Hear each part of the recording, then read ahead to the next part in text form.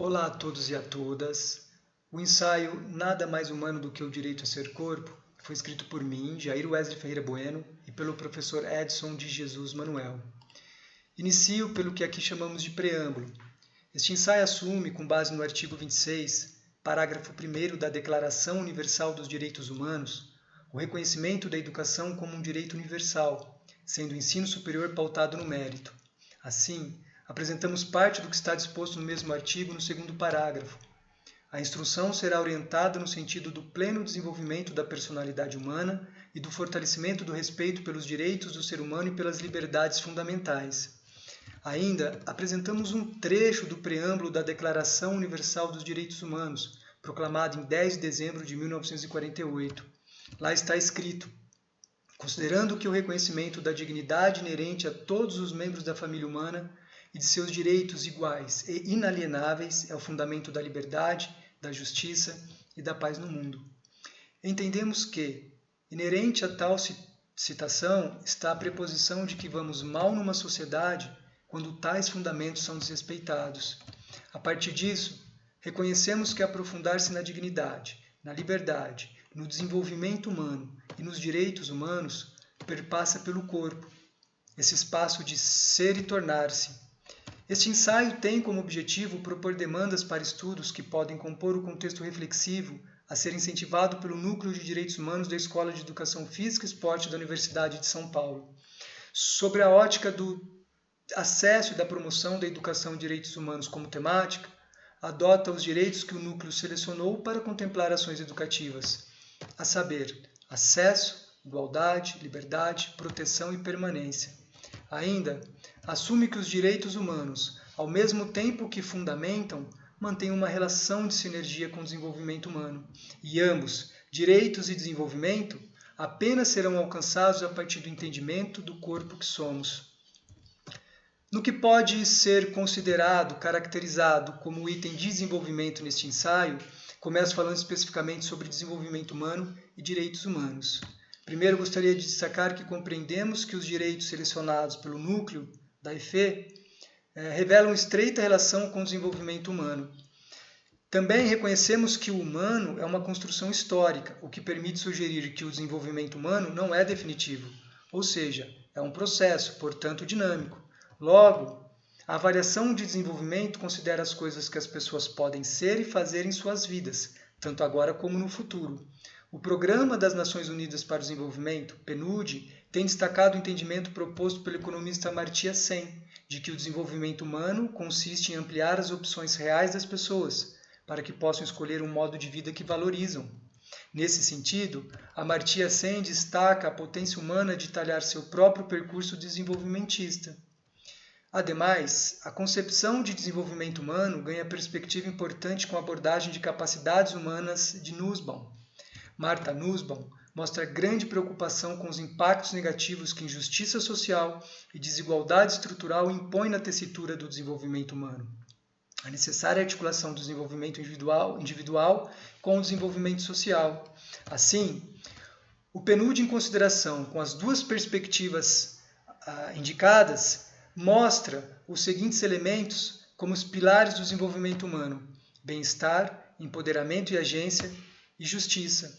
Como uma das contribuições da educação em direitos humanos é a transformação social, parece relevante que os pilares apontados pelo PNUD sejam discutidos em ações educativas sobre direitos humanos.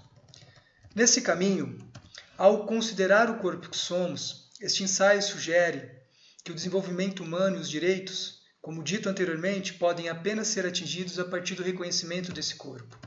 Esse olhar sobre o corpo corrobora a noção central da corporeidade na existência humana. A corporeidade permite a interação com o meio e fundamenta o desenvolvimento das capacidades humanas. As capacidades referem-se às condições, às oportunidades para uma pessoa ser o que desejar e representam também as liberdades das quais uma pessoa usufrui para levar o tipo de vida que valoriza. Dessa forma, as pessoas são livres para escolher o que querem ser ou fazer. Nessa concepção, o acesso à educação e direitos humanos precisa discutir a corporeidade. Como proposta, a reflexão sobre corporeidade incentivada pelo Núcleo de Direitos Humanos pode partir do significado do termo corpo em uso pela perspectiva fenomenológica. Notadamente, para Merleau-Ponty, a percepção emerge de um corpo em movimento. Outra importante implicação para a reflexão sobre a corporeidade tem se originado das ciências cognitivas. Entende-se que o conhecer surge da corporeidade e depende da experiência que acontece na ação corporal. Isto posto, ao pensar com base na fenomenologia e nas ciências cognitivas, compreendemos que vida é movimento. Desse modo, com base no corpo que somos, carregamos a nossa historicidade e agimos no mundo. Fazemos valer os nossos direitos e liberdades. De igual valor, reconhecemos e respeitamos os direitos e liberdades do outro. Outro ponto importante sobre o qual este ensaio se fundamenta está na compreensão que a escola é um espaço importante na formação do ser humano. Espaço cuja relação desenvolvimento humano, corpo e direitos humanos pode ser valorizada e explorada. Este ensaio apresenta uma reflexão sobre o mover-se corporal dentro de um modelo de escola ativa proposto pelo PNUD Brasil. Como eixo central, essa proposta valoriza o desenvolvimento humano através do mover-se corporal no espaço da escola. Particularmente, o que desperta interesse de fato, considero o que é ser uma escola ativa com base no conceito apresentado pelo PNUD. Uma escola que age para que a criança e o jovem sejam agentes de seu desenvolvimento a partir do respeito e a promoção da ampla manifestação de sua corporeidade no ambiente da escola, nas rotinas da escola e nos vínculos entre escola, família e comunidade. Nesse caminho, considerando o que indicou o PNUD Brasil, que por meio de uma escala de escola ativa, constatou que uma proporção muito pequena das escolas brasileiras era avançada ou plenamente ativa, indicamos como proposta de reflexão para a educação em direitos humanos a ser estimulada o que impede que uma escola seja ativa em nível avançado ou pleno, ou que progrida para se tornar mais ativa, interpretando a convergência ou não para o entendimento do mover-se corporal como uma capacidade humana valorosa. Tal reflexão pode partir do seguinte pressuposto: o lugar do corpo na cultura escolar. Além disso, seguindo pela escola, em relação à dicotomia mente-corpo, a escola ativa se define por metodologias com vertente humanista. De particular interesse, este ensaio aponta a pedagogia que resultou da filosofia proposta por John Dewey. Dewey defendeu a aproximação entre a educação e a vida. Para ele, a educação é um processo social que representa a própria vida.